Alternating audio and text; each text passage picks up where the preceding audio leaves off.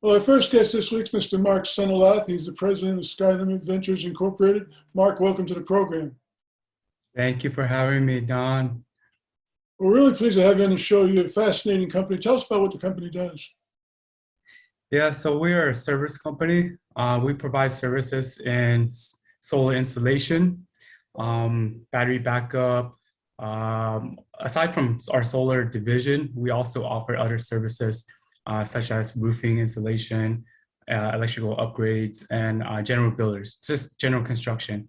And we do that because it's not just solar that gets involved when we perform this type of work, but also, we mount on roofs, ground mounts, things like that. So we want to be able to have the proper license to execute this.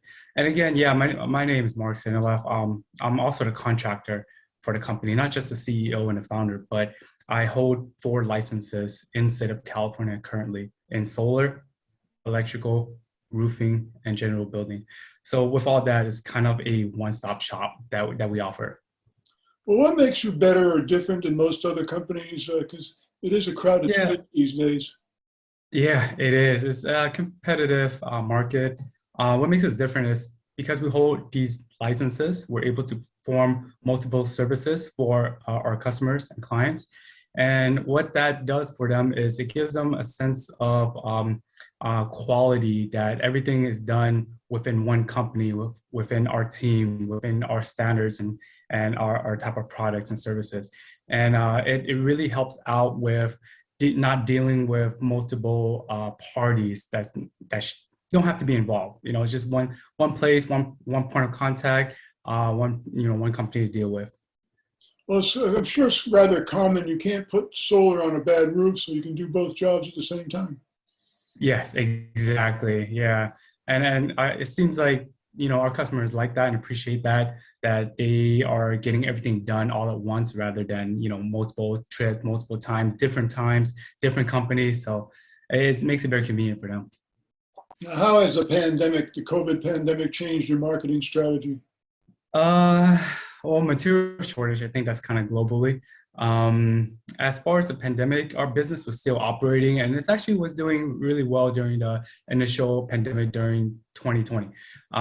Everyone's been at home, started noticing, things wrong with their homes or even their commercial buildings, and we were able to take care of them during those times. So it's been great, not as great as it could be, but we're still growing from it and we're getting out of that, and things are just changing and adapting, which, material supply chain is affecting us or affecting everyone. But the good thing is that now we work with more suppliers and vendors, so we could kind of eliminate that type of situation again. Well, you mentioned growth, and I know you're looking to do some expansion, some acquisition. Tell us about that. Yes, definitely. So in the future, we have some acquisition in mind and in the early talks. As far as expansion goes, we are getting into Nevada as our first state out of California. We have a business license there. We just need to get our contracting, license to be active and operating. And there's other things that we are planning in the near future. One of the big projects that we have a early discussion with is Latin America, and we plan on building a solar farm utility scale to become like a utility for that area.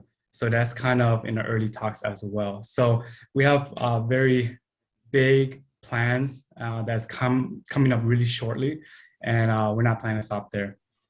Well, any kind of growth, whether it's organic or acquisition based, requires capital. I know you have a Reg A offering. Tell us about the Reg A offering. Yes, so we have a qualified and approved Reg A with the SEC, and that is we're raising $20 million. And part of that is, again, yeah, it's acquisitions and expansion to take on these type of large projects, or to be like a utility requires a lot of capital, and part of that is the reason why we're raising money through the Reg A offering.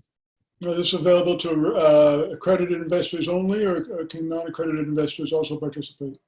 So it is accredited investors, and the information is on the SEC report filing. You could also, that's public information. Or if they need more information as far as who's investing, institutes, investors that wants to invest in the Reg A, they can also reach out to me, and then my email as well. So if that's okay, I could provide them the information now, with all that information. Absolutely. Give us your website, your phone number, and Yeah. your email address. Yeah. So our website is skylimitenergy.com. My direct email is mark with a K at skylimitenergy.com. And telephone number that can be reached at is 626-434-9606. And if they have any information, like any investors wants more information directly from me, feel free to reach out to me for that. Now at the website, can they download a copy of the offering, or they have to go through the process first? As far as the offering is public information, so all that could be on the SEC website, or you could just Google our company. It's the first page on Google. I know the company has plans to go public. Tell us about that. Yes, so we plan on going public, and we are planning on being a dual listed company on 2 exchanges so far. One is Upstream. Upstream is a foreign exchange, so other countries from all over the world can invest in an American company. And we've gone through, we gave them all the documents, everything that they need for review.